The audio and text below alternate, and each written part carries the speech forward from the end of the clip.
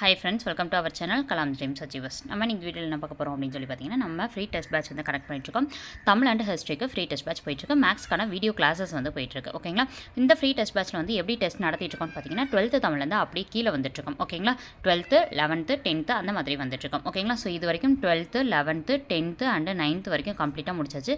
தொடர்ந்து ஃபாலோ பண்ணவங்களுக்கு தெரியும். இந்த ஃப்ரீ டெஸ்ட் பேட்ச் கண்டிப்பா யூஸ்ஃபுல்லா இருக்கும். ஏன்னா டெய்லி 2 இயல்கள் தான் காலைல ஒரு இயல் படிச்சிட்டு டெஸ்ட் அட்டெண்ட் பண்ற மாதிரி இருக்கும். சாயந்திரம் வீட்டுக்கு வந்துட்டு வர்க்குக்கு போறவங்களா இருந்தாலும் சரி, ஹவுஸ் ஒய்ஃப்ஸா இருந்தாலும் சரி, சாயந்திரம் ஒரு இயல் வந்து படிச்சுட்டு டெஸ்ட் அட்டெண்ட் பண்ணுற மாதிரி தான் இருக்கும். ஓகேங்களா? ஸோ தொடர்ந்து ஃபாலோ பண்ணுறவங்களுக்கு யூஸ்ஃபுல்லாக இருக்கும் கண்டிப்பாக. ஓகேங்களா? ஸோ இது வந்து 8th தமிழ். நீங்கள் இப்போ தான் இந்த வீடியோ பார்க்குறீங்க அப்படின்னா இதுக்கப்புறம் ஃபாலோ பண்ணுங்கள். 8th 7th 6th Tamil full டெஸ்ட்டையும் அட்டெண்ட் பண்ணிடலாம். நெக்ஸ்ட் பிப்ரவரி மந்த் இன்னொரு டெஸ்ட் பேட்ச் வரும். அதில் ஜாயின் பண்ணிக்கோங்க. ஜாயின் பண்ணிட்டீங்க அப்படின்னா மிச்சம் இருக்க இயல் ஃபுல்லாக என்ன பண்ணிடலாம் அப்படின்னா அதில் வந்து டேலி பண்ணி நீங்கள் என்ன பண்ணிடலாம் படித்து முடிச்சிடலாம். ஓகேங்களா? ஓகே வாங்க பார்க்கலாம். 8ஆம் வகுப்பு தமிழ் இயல் 1க்கான தேர்வு தான். படிக்காதவங்க படிச்சுட்டு டெஸ்ட் அட்டெண்ட் பண்ணி பாருங்கள். ஓகேங்களா? இந்த வீடியோட எண்டில் சிலபஸில் ஒவ்வொரு டாப்பிக்லையும் ஒவ்வொரு கவிஞர்கள் பற்றி என்ன பண்ணுவோம் டிஸ்கஸ் பண்ணுவோம். ஓகேங்களா? ஸோ லாஸ்ட் வரைக்கும் பாருங்கள். அப்போ தான் சிலபஸில் இருக்கக்கூடிய எக்ஸ்ட்ரா பாயிண்ட்ஸும் நீங்கள் தெரிஞ்சுக்க முடியும். ஓகேங்களா? வாங்க பார்க்கலாம். ஒளியன் என்னும் சொல்லின் ஆங்கில சொல் என்ன? ஒளியன் என்னும் சொல்லின் ஆங்கில சொல் என்ன? Phonology, phoneme, nasal. இதில் வந்து எது ஆன்சர்னு சொல்லி கேட்டிருப்போம். ஆன்சர் பார்க்கலாம். ஆன்சர் என்னன்னு பார்த்தோம் அப்படின்னா ஆன்சர். ஓகேங்களா? ஆன்சர் என்ன அப்படின்னா ஃபோனிம். ஃபோனிம் அப்படின்றது தான் நம்ம என்னென்னு சொல்லுவோம் அப்படின்னா ஒளியன் அப்படின்னு சொல்லி சொல்லுவோம். ஓகேங்களா? ஆன்சர் என்ன? ஒளியன் அப்படின்றதுக்கு ஃபோனிம். நெக்ஸ்ட் பார்க்கலாம். ஒரு 4 கொடுத்துருப்பாங்க. சோறு தின், முறுக்கு உண், சுவர் எழுப்பு, கூடை வனை. இதில் வந்து எந்தது சரியானது? அதாவது இது மரபு வள சொற்கள்னு சொல்லுவோம்ல, மரபு சொற்களில் வரும். இது எந்த கூற்றானது சரின்னு சொல்லி கேட்டிருக்காங்க. ஆன்சர் பார்க்கலாம். ஆன்சர் என்னென்னு பார்த்தோம் அப்படின்னா ஆப்ஷன் இ தான் சரி. ஓகேங்களா? ஆப்ஷன் ஈன்றது என்னது? சுவர் எழுப்பு. இது மட்டும் தான் சரி. ஏன் அப்படின்னா சோறு உண் வரணும், முறுக்கு தின் அப்படின்னு வரணும், கூடை வந்து என்ன பண்ணணும்? முடையணும். கூடை முடை அப்படின்னு வரணும். கூடை வனைன்னு இருக்குது. பானை தான் வனையணும். ஓகேங்களா? ஸோ இது தவறு. அப்போ வந்து ஆன்சர் என்னென்னு பார்த்தோம் அப்படின்னா சுவர் எழுப்பு அப்படின்றது மட்டும்தான் சரியானது. நெக்ஸ்ட் பார்க்கலாம். 3வது கேள்வி. இதுவும் என்ன அப்படின்னு சொல்லி பார்த்தோம்னா மரபு சொற்கள் தான். ஓகேங்களா? ஆட்டு டேஸ். ஓகேங்களா? ஆடுகள் வந்து கூட்டமாக இருந்துச்சுன்னா அது எப்படி சொல்லுவாங்க? மந்தைன்னு சொல்லுவாங்களா, நிறைன்னு சொல்லுவாங்களா, கூட்டம்னு சொல்லுவாங்களா? ஓகேங்களா? இதில் எது வரும் அப்படின்னு சொல்லி கேட்டிருக்காங்க. ஓகேங்களா? ஆன்சர் என்னன்னு பார்க்கலாம். ஆன்சர் என்னன்னு பார்த்தோம் அப்படின்னா மந்தை. ஆட்டு மந்தைகள்னு சொல்லுவோம். ஓகேங்களா? இதே மாடுகள்லாம் கூட்டமாக இருந்தால் ஆண் நிறைன்னு சொல்லுவோம். ஓகேங்களா? ஆட்டு மந்தைன்னு தான் சொல்லுவாங்க. நெக்ஸ்ட் கொஸ்டின் பார்க்கலாம். நாவின் நுனி அன்னத்தின் நுனியை பொருந்துவதால் பிறக்கும் எழுத்து. நாவின் நுனி அன்னத்தின் நுனியை பொருந்துவதால் பிறக்கும் எழுத்து எது அப்படின்னு சொல்லி கேட்டிருப்பாங்க. இக்கிங், இட், இன், இச், இன்ஜின்னு சொல்லிட்டு ஆப்ஷன்ஸ் கொடுத்துருக்காங்க. ஆன்சர்ன்றதை பார்க்கலாம். ஆன்சர் இட்டும் இன்னும். ஓகேங்களா? இதே இப்போ நம்ம ஞாபகம் வச்சுக்கிறது அப்படின்னு பார்த்தீங்கன்னா மொத்தம் வந்து மயங்கொலி எழுத்துக்கள் பார்த்துருப்பீங்கல்ல. அதாவது இந்த இன்னு, இந்த இந்து, இந்த இன் மூணுமே பார்த்தோம் அப்படின்னா சேம் சவுண்டில் தான் இருக்கும். அப்போ எனக்கு இந்த இன் வரணும் அப்படின்னா இந்த ரெண்டும் சேர்ந்துருக்கணும். அப்போ இது ரெண்டும் சேர்ந்து தான் என்ன இருக்குது? நுனின்னு இருக்குது. அப்போ இது ரெண்டும் இருக்குன்னா இதுவும் வரணும்ல. அப்போ இன்னு அப்படின்ற மாதிரி ஞாபகம் வச்சுக்கோங்க. இந்த மாதிரி வச்சுக்கிட்டிங்கன்னா உங்களுக்கு குழப்பாது. ஓகேங்களா? இந்த மொத்தம் இன்னு அப்படின்னா 3 இன்னு. அது கொஸ்டினில் நுனின்றதுல 2 இன்னு வந்துருச்சு. மிச்சம் ஒரு இன்னு எங்கே இருக்குது? இந்த ஆப்ஷன்ஸ்லாம் இருக்குது. அப்போ இதுதான் ஆன்சர்னு சொல்லிட்டு நீங்கள் என்ன பண்ணுங்கள் கெஸ் பண்ணிங்கன்னா கொஞ்சம் ஈஸியாக இருக்கும். ஓகேங்களா? நெக்ஸ்ட் கொஸ்டின் பார்க்கலாம்.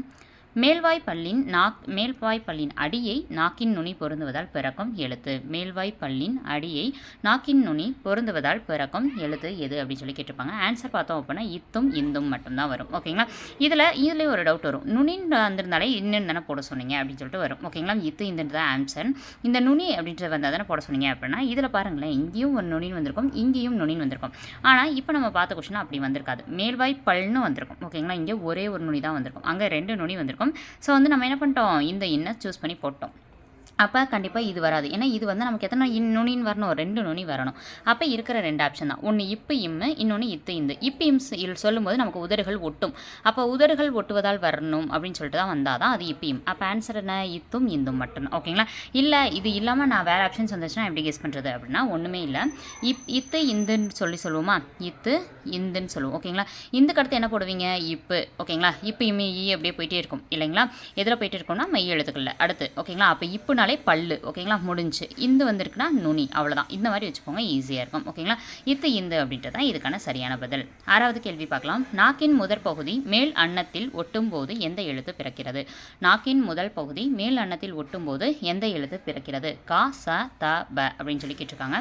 ஆன்சர் பார்த்தோம் அப்படின்னா கா. ஓகேங்களா? இது வந்து நம்மளுக்கு அந்த லெசனோட ஸ்டார்டிங்கில் கொடுத்துருப்பாங்க. எப்படி நம்ம ஞாபகம் நாக்கின் முதல் பகுதி. அப்போ முதல் எழுத்து எது? காதன முதல் எழுத்து. ஓகேங்களா? அப்போ மேல் அன்னத்தில் அப்படின்னா மேலே எழுதக்கூடிய எழுத்து காங்காச்சன்னு எழுதிக்கிட்டே வாங்க. அதில் மேலே இருக்கக்கூடிய எழுத்து எது? கா தான். அப்போ ஆன்சர் என்னன்னு பார்த்தோம் அப்படின்னா கா அப்படின்றதா சரியானது. நெக்ஸ்ட் கொஸ்டின் பார்க்கலாம். 7வது கேள்வி, செந்தமிழ் அந்தணர் என அழைக்கப்படுபவர் ரா இளங்குமரனார். செந்தமிழ் அந்தணர் என அழைக்கப்படுபவர் ரா இளங்குமரனார். இவர் பள்ளி ஆசிரியராக பணியாற்றியவர் அப்படின்னு சொல்லி 2 கொடுத்துட்டு இந்த கூற்றுக்களை எந்த கூற்று தவறு அப்படின்னு சொல்லி கேட்டிருப்பாங்க. ஓகேங்களா? ஓகே, ஆன்சர் என்னன்றதை பார்த்துடலாம். ஃபர்ஸ்ட் கூற்று வந்து அவர் செந்தமிழ் அந்தணர்னு அழைக்கப்படுகிறார். 2வது கூற்று அவர் பள்ளி ஆசிரியராக பணியாற்றினார். ஆன்சர் என்னன்றதை பார்க்கலாம். ஆன்சர் வந்து எதுவும் இல்லை. ஏன்னா 2 கூற்றுகளுமே சரிதான். ஓகேங்களா? அவர் செந்தமிழ் அந்தணர்னு சொல்லுவோம். நெக்ஸ்ட் அவர் ஸ்கூல் டீச்சராக வேலை பார்த்தவர். ஓகேங்களா? ஓகே, நெக்ஸ்ட் பார்க்கலாம். 8வது பாயிண்ட் பாருங்கள். கேள்வி, மா என்னும் ஓர் எழுத்து ஒரு மொழி விலங்கு என்னும் பொருளிலும் வரும். ஈ என்னும் பொது பெயர் ஓயாது ஒலிக்கும் ஒலி குறிப்பை காட்டி நிற்கும். இதில் 2களில் எந்த கூற்று சரின்னு சொல்லி கேட்டிருக்காங்க. போனதில் எந்த கூற்றானது தவறுன்னு கேட்டிருந்தாங்க. இதில் எந்த கூற்று சரின்னு கேட்டிருக்காங்க. ஓகேங்களா? மா என்னும் ஓர் எழுத்து ஒரு மொழி விலங்கு என்னும் பொருளிலும் வரும். ஈ என்னும் பொது பெயர் ஓயாது ஒலி செய்யும் ஒலி குறிப்பை காட்டி நிற்கும். இதில் எந்த கூற்று சரி அப்படின்னு கேட்டிருக்கிறாங்கன்னா 2 கூற்றுமே சரிதான். ஏன்னா மா அப்படின்றதுக்கு நிறைய பொருள் இருக்கும். பெரிய, அளவு, அழகு, இந்த மாதிரி நிறைய பொருள் இருக்கும். அதில் ஒரு பொருள் தான் விலங்கு அப்படின்றது. அடுத்து ஈ அப்படின்னா வீட்டில் இருக்கக்கூடிய ஈக்கள் இருக்கும்ல, ஈ அப்படின்னா என்னது அப்படியே சவுண்டு எழுப்பிக்கிட்டே இருக்கும். ஓகேங்களா? அதான் ஓயாது ஒலி செய்யும் ஒலி குறிப்பு. ஓகேங்களா? சவுண்டு வந்து அப்படியே கேப்பே விடாமல் சவுண்டு போட்டுக்கிட்டே இருக்கும். அதுதான். ஓகேங்களா? ஓகே, நெக்ஸ்ட் பாருங்கள். தகர வரிசையில் இடம்பெற்றுள்ள ஓரெழுத்து ஒரு மொழிகளின் எண்ணிக்கை எத்தனை? தகர வரிசையில் இடம்பெற்றுள்ள ஓரெழுத்து ஒரு மொழிகளின் எண்ணிக்கை எத்தனை? ஆன்சர் என்றதை பார்க்கலாம். ஆன்சர் 5. தகர வரிசையில் எத்தனை ஓரெழுத்து ஒரு மொழிகள் இருக்குது? 5. ஓகேங்களா? என்னென்ன அப்படின்னா நெடில் எழுத்துக்கள் மட்டும்தான் என்ன வரும்னு பார்த்தோன்னா ஓரெழுத்து ஒரு மொழியாக வரும். 2 குறில்களை தவிர. ஓகே, இப்போ இதில் என்னென்ன அப்படின்றத பார்த்துலாம். தா, அடுத்தது என்ன வரும் அப்படின்னு சொல்லி பார்த்தோன்னா தாக்கு அடுத்து என்ன வரும்னு சொல்லி பாருங்கள். தாக்கு அடுத்து தீ, தீக்கு அடுத்து என்ன அப்படின்னு சொல்லி பார்த்தோம் அப்படின்னா தூ. ஓகேங்களா? தூக்கு அடுத்து என்ன வரும் அப்படின்னா தேக்கு அடுத்து பார்த்தோம் அப்படின்னா தைன்றது வரும். தோவும் தவும் மட்டும் என்ன பண்ணாது அப்படின்னா ஓரெழுத்து ஒரு மொழிகளாக வராது. அப்போ 5 ஓரெழுத்து ஒரு மொழிகள் மட்டும் இந்த இதில் வரும். நெக்ஸ்ட் பார்க்கலாம். எகர ஓகர வரிசைகளில் இருக்கக்கூடிய புள்ளிகளினால இருக்கக்கூடிய குழப்பங்களை களைந்தவர் யார்? பெரியார், சி.வை. தாமோதரம், வீரமாமுனிவர். எகர ஓகர வரிசைகளில் புள்ளிகளால் ஏற்படும் குழப்பங்களை களைந்தவர் யார்? களைந்தவர் அப்படின்னா அதை தவிர்த்து அதுக்கான ஒரு சொல்யூஷனை கொடுத்தவர் யாருன்னு கேட்டிருக்காங்க. ஆன்சர் என்றதை பார்க்கலாம். ஆன்சர் வீரமாமுனிவர் அவர்கள். ஓகேங்களா? ஆன்சர் என்ன? வீரமாமுனிவர் அவர்கள். அடுத்தது பார்க்கலாம். தமிழ் மொழியை எழுத 2 வகை எழுத்துகள் வழக்கில் இருந்தன. இதற்கான சான்றாக எந்த கல்வெட்டினை கூறலாம்? தமிழ் மொழியை எழுத 2 வகை எழுத்துக்கள் வழக்கில் இருந்தன. இதற்கான சான்றாக எந்த கல்வெட்டினை கூறலாம் அப்படின்னு சொல்லி கேட்டிருக்காங்க. ஓகேங்களா? இதுக்கான ஆன்சர் நீங்கள் தான் கீழே கமெண்ட் பாக்ஸில் கமெண்ட் பண்ண போகிறீங்க. மொத்தம் 10 மார்க்குக்கு நீங்கள் எவ்வளோ மார்க் எடுத்திருக்கீங்க வித் உங்களோட நேமோட கீழே கமெண்ட் பாக்ஸில் கமெண்ட் பண்ணுங்கள். அதை வச்சு ரேங்க் லிஸ்ட் நம்மளோட டெலகிராம் சேனலில் என்ன பண்ணுவோம் உங்களுக்கு கொடுப்போம். இதில் வந்து நம்ம என்ன பண்ண போகிறோம் அப்படின்னா சிலபஸில் இருக்கக்கூடிய ஒவ்வொரு டாபிக் வந்து நம்ம ஒவ்வொன்றுக்கு பின்னாடி டிஸ்கஸ் பண்ணுவோம் இல்லையா? ஸோ வந்து அதில் இந்த வீடியோவில் வந்து எந்த டாபிக் பற்றி டிஸ்கஸ் பண்ண போகிறோம் அப்படின்றத சொல்கிறேன். ஓகேங்களா? அந்த பாயிண்ட்ஸ் வந்து எந்தெந்த பாயிண்ட்ஸ் உங்களுக்கு தேவைப்படுதோ அதில் எடுத்து வச்சுக்கோங்க. ஓகேங்களா? ஓகே, இதில் வந்து நம்ம எதை பற்றி டிஸ்கஸ் பண்ண போகிறோம் அப்படின்னா சிலப்பதிகாரத்தை பற்றி தான் டிஸ்கஸ் பண்ண போகிறோம். ஓகேங்களா? இதில் எதை பற்றி டிஸ்கஸ் பண்ண போகிறோம் அப்படின்னா சிலப்பதிகாரம். ஓகே, ஃபஸ்ட் பாருங்கள். கோவலன் அப்படின்றவங்க கதாநாயகனாக இருக்கிறாங்க. கண்ணகி அப்படின்றவங்க வந்து பார்த்தோம் அப்படின்னா கதாநாயகியாக இருக்கிறாங்க. கோவலனுடைய தந்தைன்னு பார்த்தோம்னா மாசாத்துவான், கண்ணகியோட தந்தை பார்த்தோம் அப்படின்னா மாநாயக்கன் அப்படின்னு சொல்லி சொல்லுவாங்க. ஓகேங்களா? அடுத்து பார்த்தோம் அப்படின்னா இதில் இன்னொரு முக்கியமான கேரக்டர் வருவாங்க. யாருன்னு பார்த்தோம் அப்படின்னா ஆடல் அரசின்னு சொல்லுவாங்க. ஓகேங்களா? ஆடல் அரசி அப்படின்றவங்க யார் அப்படின்னா மாதவி. ஓகேங்களா? இவங்க தான் வந்து கோவலனை விரும்பி அடுத்து 2வதாக வந்து என்ன பண்ணுவாங்க அப்படின்னா கணவனாக ஏற்றுக்குவாங்க. ஓகேங்களா? ஸோ வந்து மாதவி அவர்கள் இடம்பெறுவாங்க. அடுத்து பார்த்தோம் அப்படின்னா கண்ணகியோடைய தோழி அவர்கள் இடம்பெறுவாங்க. தோழியுடைய பெயர் பார்த்தோம் அப்படின்னா தேவந்தி அப்படின்னு சொல்லி சொல்லுவாங்க. ஓகேங்களா? கண்ணகியோட தோழியோட பேர் என்னன்னா தேவந்தி அப்படின்னு சொல்லி சொல்லுவாங்க. ஸோ இவர் வந்து கண்ணகியோட தோழியாக இதில் என்ன பண்ணுவார் அப்படின்னு சொல்லி பார்த்தோன்னா இடம்பெறுவார். ஓகேங்களா? ஸோ இந்த கேரக்டர்ஸ்லாம் இதில் ரொம்பவே ஒரு முக்கியமான கேரக்டர்ஸ். அடுத்து பார்த்தோம் அப்படின்னா சிலப்பதிகாரம் அப்படின்றத எப்படி பிரிப்போம்னா சிலம்பு ப்ளஸ் அதிகாரம்னு பிரிப்போம். சிலம்பால் எழுந்த கதை அப்படின்றதுனால தான் இதுக்கு இந்த பெயர் வந்தது அப்படின்னு சொல்லி சொல்கிறாங்க. ஓகேங்களா? ஸோ வந்து சிலம்பனால் விளைந்த முதன்மையான கதை அப்படின்றது இதுக்கான பொருளாகவும் சொல்லப்படுது. அடுத்து பார்த்தோம் அப்படின்னா முதல் பெருங்காப்பியம் இதுதான். ஓகேங்களா? ஏன்னா 5 பெருங்காப்பியங்களில் முதல் தோன்றின பெருங்காப்பியம் எது அப்படின்னு பார்த்தோம் அப்படின்னா சிலப்பதிகாரம் தான். இதில் மூவேந்தர்கள் குறித்த செய்திகளும் இருக்கும். எப்படி அப்படின்னு சொல்லி பார்த்தோம் அப்படின்னா இவங்க பிறந்த நாடாக சோழ நாடாக அமைச்சிருப்பாங்க. கண்ணகி பிறந்த நாடாக பூம்புகாரில் தான் பிறந்திருப்பாங்க. ஓகேங்களா? ஸோ கண்ணகியும் கோவலனும் பிறந்தது பூம்புகார், அதனால் அங்கே சோழ நாடு. அங்கேருந்து பாண்டிய மன்னன் நாட்டுக்கு போவாங்க. ஸோ பாண்டிய நாட்டு மன்னனில் என்ன பண்ணுவாங்க அப்படின்னு சொல்லி பார்த்தோம் அப்படின்னா அவங்களுக்கான கோவலன் கொலையுண்டதுக்கான நீதியை கேட்டு அதுக்கப்புறம் என்னாகும் அப்படின்னா சேரன் செங்குட்டுவன் என்ன பண்ணுவார் அப்படின்னா சேரர் நாடு அப்படின்றத அந்த இடத்துல கொண்டு வருவாங்க. சேரன் செங்குட்டுவன் இவருக்காக வந்து என்ன பண்ணுவாங்க அப்படின்னா சிலை வடிப்பாங்க. ஸோ வந்து 3 அரசர்களையுமே காமிக்கக்கூடிய ஒரு காப்பியமாக இது திகழும். ஓகேங்களா? அடுத்து பார்த்தோம் அப்படின்னா இது வந்து என்ன அப்படின்னா இயற்கை இன்ப வாழ்வு நிலையம் அப்படின்னு சொல்லி திருவிக்காவால் பாராட்டப்பட்டது. ஓகேங்களா? இயற்கை இன்ப வாழ்வு நிலையம்னு சொல்லிட்டு 2 நூல்களை திருவிக்கா பாராட்டியிருப்பார், சிலப்பதிகாரம் மற்றும் மணிமேகலையை. ஓகேங்களா? அடுத்து இதுக்கு இன்னொரு சிறப்பு பேரும் இருக்குது. உரையிடை இட்ட பாட்டுடை செயல்னு சொல்லுவோம். எத்தனை காண்டங்கள் இருக்குன்னு பார்த்தோம்னா 3 காண்டங்கள். புகார் காண்டம், மதுரை காண்டம், வஞ்சி காண்டம். இதை எப்போ நம்ம ஞாபகம் வச்சுக்கிறது அப்படின்னு சொல்லி பார்த்தோம் அப்படின்னா, புகார் காண்டம் அப்படின்றது அவங்க பிறந்த இடம் பூம்புகார், அதனால தான் அது புகார் காண்டம்னு சொல்கிறாங்க. அங்கேருந்து அவங்க வந்த இடம் மதுரை, ஓகேங்களா. ஸோ அதனால் அது மதுரை காண்டம்னு சொல்கிறாங்க. அங்கேருந்து வஞ்சி அப்படின்றது கரூரை குறிக்கக்கூடியது, கரூர் அப்படின்றது சேரர்களை குறிக்கக்கூடியது, ஓகேங்களா. ஸோ சேர நாட்டில் வந்து அவங்களுக்கு சிறை வடிச்சாங்கன்னு சொன்னோம்ல, ஸோ அதனால் அது வஞ்சி காண்டம் அப்படின்றத ஞாபகம் வச்சுக்கோங்க. ஸோ மொத்தம் 3 காண்டங்கள், ஓகேங்களா. இப்படி வச்சிட்டோம்னா 3 6 5 இந்த மாதிரி குழப்பாது, ஓகேங்களா. அடுத்து பார்க்கலாம் மொத்தம் எத்தனை காதைகள் இருக்குது அப்படின்னு பார்த்தோம்னா 30 காதைகள் இருக்குது. புகார் காண்டத்தில் 10 காதைகளும், மதுரை காண்டத்தில் 13 காதைகளும், வஞ்சி காண்டத்தில் 7 காதைகளுமாக மொத்தம் 30 காதைகள் இதில் இடம்பெற்றிருக்கு. மொத்தம் எத்தனை வரிகள் வந்து சிலப்பதிகாரத்தில் இருக்குன்னு கேட்டாங்கன்னா 5001 வரிகள் உள்ளது. இது வந்து வரி அப்படின்றது இந்த இடத்துல 5001 இசைப்பாடலாக அந்த வரின்றது இசைப்பாடல் அப்படின்ற பொருளில் வரும், ஓகேங்களா.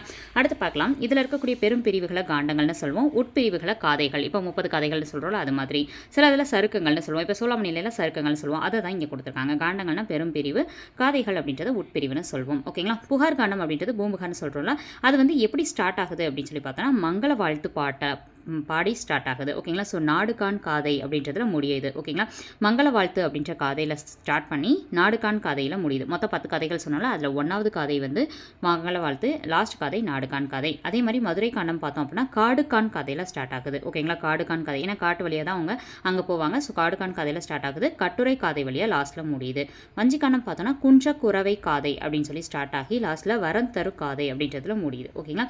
ஸோ சிலப்பதிகாரத்தை இயற்றியவர்னு பார்த்தோன்னா இளங்கோவடிகள். இவர் சமண சமயத்தை சேர்ந்தவர், ஓகேங்களா. கிபி 2ஆம் நூற்றாண்டு இவருடைய காலம். இவரோட சமகாலத்தவர்னு பார்த்தோன்னா சீத்தலை சாத்தனார் அப்படின்னு சொல்லி சொல்லலாம், ஓகேங்களா. அடுத்து பார்த்தோம் அப்படின்னா சிலப்பதிகாரத்துக்கு நிறைய பெயர்கள் இருக்குது. ஒற்றுமை காப்பியம், குடிமக்கள் காப்பியம், இரட்டை காப்பியம், முத்தமிழ் காப்பியம், முதன்மை காப்பியம், அடுத்து பார்த்தோம்னா நாடக காப்பியம், அடுத்து மூவேந்தர் காப்பியம், புரட்சி காப்பியம், பொதுமை காப்பியம்லாம் இது அழைக்கப்படுது, ஓகேங்களா. இளங்கோவடிகளை பொறுத்த வரைக்கும் அவர் சேர மன்னர் மரபை சார்ந்தவர்னு சொல்லிட்டு சிலப்பதிகாரத்தில் அந்த பதிகமே வந்து சொல்லுது. ஸோ இளங்கோவடிகளோட தந்தைன்னு பார்த்தோன்னா இமயவரமன் நெடுஞ்சேரலாதன். இமயவரமன் நெடுஞ்சேரலாதனுடைய பையன் தான் இவர். இளங்கோவடிகளோட தாய் பார்த்தோன்னா நற்சோனை. இவருடைய தமையன் அதாவது தம்பின்னு பார்த்தோம் அப்படின்னா இவர் யாருடைய தம்பின்னு பார்த்தோன்னா சேரன் செங்குட்டுவன் அவர்கள், ஓகேங்களா. ஸோ இளங்கோவர் வந்து என்ன பண்ணுவார் அப்படின்னா இளமையிலேயே துறவு பூண்டு குணவாயிர் கோட்டம் அப்படின்ற பிளேஸில் தங்குவார், ஓகேங்களா. ஸோ அங்கே போய் தங்கினதுக்கப்புறம் வந்து இளங்கோவடிகள் நிறைய இதெல்லாம் பண்ணுவார். அப்படி பண்ணும்போது சீத்தலை சாத்தனார் ஒரு நாள் என்ன பண்ணுவார், இளங்கோவடிகள்கிட்ட அடிகள் நீரே அருளுக அப்படின்னு சொல்லி சிலப்பதிகாரத்தை எழுத சொல்லி சீத்தலை சாத்தனார் தான் வேண்டுகோள் விடுப்பார். அதை ஏற்றுக்கிட்டு இவர் வந்து எழுதுறேன் அப்படின்னு சொல்லி சொல்லுவார். அந்த எழுதுறேன்னு சொன்ன வார்த்தை என்ன அப்படின்னா நாட்டுதும் யாம் ஓர் பாட்டுடை செய்யுள். நாட்டுதும் அப்படின்னா எழுதுகிறேன், யாம் அப்படின்னா நான், பாட்டுடை செய்யுள் இந்த பாட்டுடை செய்யுளை நான் எழுதுகிறேன் அப்படின்றத சொல்வார் இளங்கோவடிகள், ஓகேங்களா. ஸோ இந்த கூற்றுக்குரியவர் யாருன்னு கேட்பாங்க. ஏன்னா போன டைம் இந்த கொஸ்டின் தான் கேட்டிருக்காங்க. ஸோ அது ரொம்ப முக்கியம். அடிகள் நீரே அருள்கன்றதான் போன டைம் கேட்டிருந்த கொஸ்டின், ஓகேங்களா. சிலப்பதிகாரம் மணிமேகலையும் இரட்டை காப்பியங்கள்னு அழைக்கப்படுது. உரைசால் பத்தினியை உயர்ந்தோர் ஏத்துவர் அப்படின்றது இது ரொம்ப முக்கியமானது. நெக்ஸ்ட் அரசியல் பிழைத்தோருக்கு அறம் கூற்றாகும், ஊழ்வினை ஒருத்து வந்து ஊட்டம். இது 3 வந்து இந்த இடத்துல காமிக்கக்கூடிய ரொம்ப முக்கியமான கருத்துக்களாக பார்க்கப்படுது, ஓகேங்களா. அடுத்து பார்த்தோம் அப்படின்னா தமிழ் இலக்கிய வரலாற்றிலேயே தமிழ்நாடு அப்படின்ற சொல் வந்து ஃபஸ்ட் வந்து எதில் பயன்படுத்திருக்கு அப்படின்னா இந்த சிலப்பதிகாரத்தில் அதை பயன்படுத்தியவர் யாருன்னு பார்த்தோம் அப்படின்னா நம்மளுடைய இளங்கோவடிகள் அவர்கள் பயன்படுத்தியிருக்காங்க. வஞ்சி காண்டத்தில் பயன்படுத்தியிருப்பாங்க, ஓகேங்களா. கண்ணகிக்கு வந்து இமயத்துலேருந்து கல் எடுத்துகிட்டு வந்து கோவில் கட்டினவர் யார் அப்படின்னு சொல்லி பார்த்தோம் அப்படின்னா சேரன் செங்குட்டுவர். இதன் மூலமாக தான் பத்தினி தெய்வ வழிபாட்டை என்ன பண்ணியிருப்பாரு அப்படின்னா நம்மளுடைய நாட்டில் ஸ்டார்ட் பண்ணி வச்சிருப்பாரு, ஓகேங்களா. அடுத்து பார்த்தோம் இது வந்து யூனிட் 8ல் கவர் ஆகும். பத்தினி தெய்வ வழிபாடு எல்லாமே நல்லா தெளிவாக பார்த்துக்கோங்க. சிலப்பதிகாரம் வந்து ஆசிரியப்பாவாலும் கொச்சக கலிப்பாவாலும் பாடப்பட்டது அப்படின்னு சொல்லி சொல்கிறாங்க. அடுத்து பார்க்கலாம் ஒருமுக எழினி, பொறுமுக எழினி, கறந்து வரல் எழினி அப்படின்னு சொல்லிட்டு திரை சீலைகளில் இருக்கக்கூடிய வகைகளை பற்றி என்ன பண்ணுது அப்படின்னா சிலப்பதிகாரமானது சொல்லுது அப்படின்னு சொல்லிட்டு என்ன பண்ணியிருப்பாங்க இங்கே நிறைய சொல்லியிருப்பாங்க, ஓகேங்களா. அடுத்து வந்து எப்படின்னா இந்த இளங்கோவடிகளுக்கு பாரதியார் அவர்கள் வந்து என்ன பண்ணியிருக்காங்க அப்படின்னா ஒரு சிறப்பு பேரை சொல்லியிருக்காங்க. என்ன சிறப்பு பேர்னு பார்த்தோன்னா சேரன் தம்பி சிலம்பை இசைத்தும் அப்படின்னு சொல்லிவாங்க. சேரன் அப்படின்றது இந்த இடத்துல யாரை குறிக்கிறாங்க அப்படின்னா சேரன் செங்குட்டுவர். அவருடைய தம்பி தான் சிலம்பை இயற்றியிருக்கிறார் அப்படின்னு சொல்லிட்டு பாராட்டுகளை பாரதியார் அவர்கள் ஒரு வரிகள் மூலமாக தெரிவிச்சிருக்கார், ஓகேங்களா. ஸோ இந்த இதில் இருந்தது கண்டிப்பாக ஒரு பாயிண்டாச்சும் உங்களுக்கு புதுசாக இருந்திருக்கும், உங்களுக்கு யூஸாக இருக்கும்னு நினைக்கிறேன், ஓகேங்களா. ஓகே, தேங்க்ஸ் ஃபார் வாட்சிங்.